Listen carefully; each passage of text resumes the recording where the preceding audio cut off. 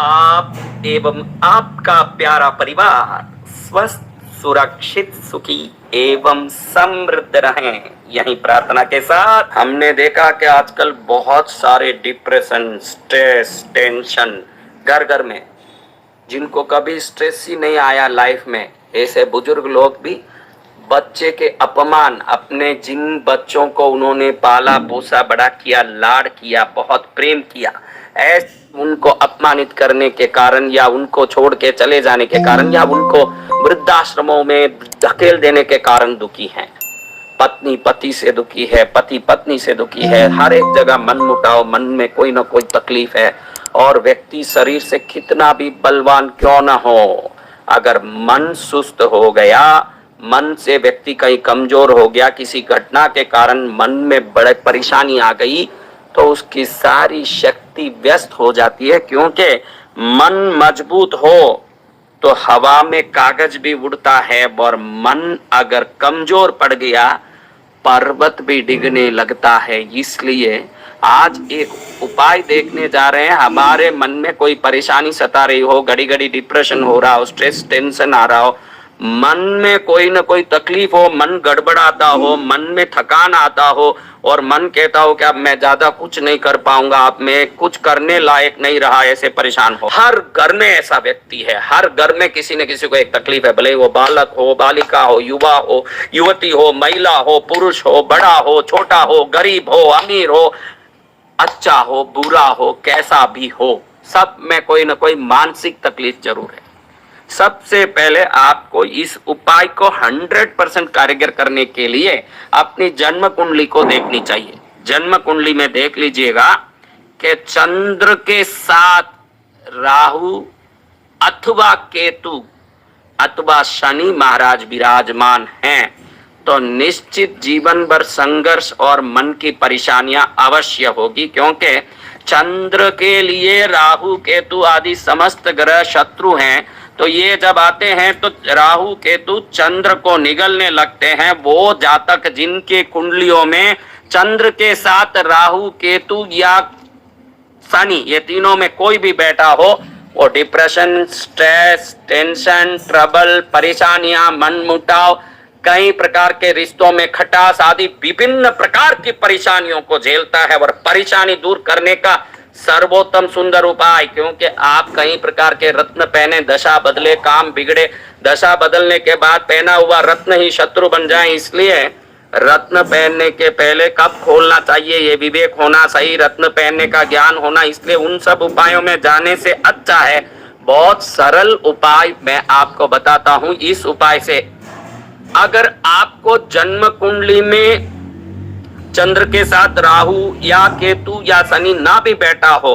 तो उसके लिए भी इसी वीडियो में छोटा उपाय बता रहा हूं, वो भी वो करके लाभ ले सकते हैं। क्योंकि आज घर घर में हर आदमी कहता है बहुत टेंशन में हूं, अब कैसे आगे चलेगा पता नहीं चल रहा, काम ठंडा, टेंशन में हूं, ये काम नहीं हो रहा, टेंशन में हूं, घर में झगड़ा, टेंशन में हूं। हर चीज के लिए एक नाम लेता है, टेंशन, स्ट्रेस, डिप्रेशन, परेशानी। मुक्त होने का सर्वोत्तम उपाय है, अगर आपकी कुंडली को देख लें आप एक बार, जिसमें चंद्र के साथ राहु अथवा केतु अथवा शनि बैठे हों, तो 9 शनिवार को, सिर्फ 9 शनिवार को आपके गांव में नवग्रहों का मंदिर, कोई भी मंदिर में नवग्रह हो तो वहां जाके 9 शनिवार को एक घी का दीपक ग्रहों के पास जला करके,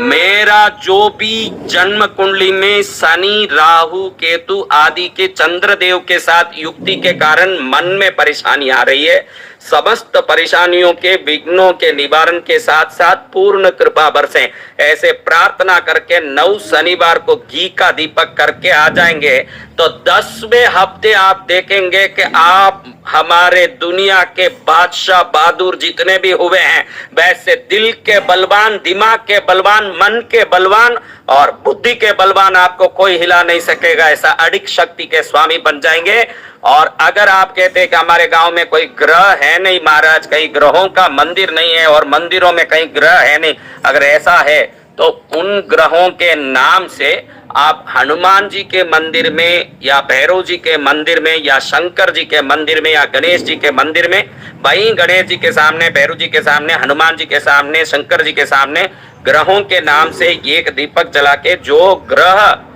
मेरे इस मनस चिंतन के कारण बन रहे हैं, वो सब प्रसन्न होकर के मुझे इस बाधा से मुक्त करें, ऐसे प्रार्थना करके वहां जला के आ जाएं 9 शनिवार के लिए। अगर कोई बोले कि महाराज हमारे तो चंद्र के साथ राहु अथवा केतु अथवा शनि की युक्ति तो है नहीं, फिर भी हम परेशान हो रहे हैं, आप पूरे नवग्रहों के नाम से 9 शनिवार को एक दीपक जला के आइए। वो भैरव मंदिर हो, हनुमान जी का मंदिर हो तो बहुत अच्छा, नवग्रह ही हो मंदिर में तो उधर जलाएं तो सर्वोत्तम है, क्योंकि वो सीधा ग्रह कोई पहुंच जाएगा। और नहीं भी हो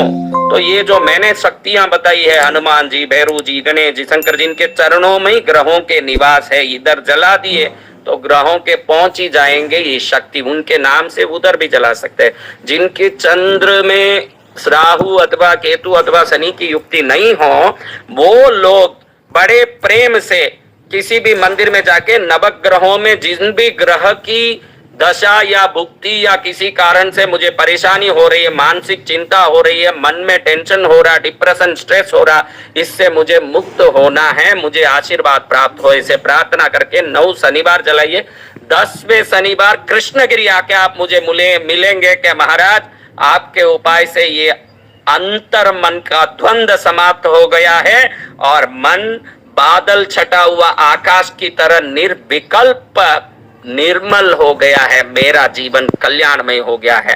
जितने भी टेंशन में पड़े हो, डिप्रेशन, दुख, मन मुटाव, मन की परेशानी, मन की थकान से परेशान हो गए हो, इस शनिवार से दीपक जलाना शुरू कर दो। 9 दीपक जलाओ, 9 जन्मों की सुख समृद्धि प्राप्त करो। जय मां कृष्णगिरी वाली, फिर मिलेंगे।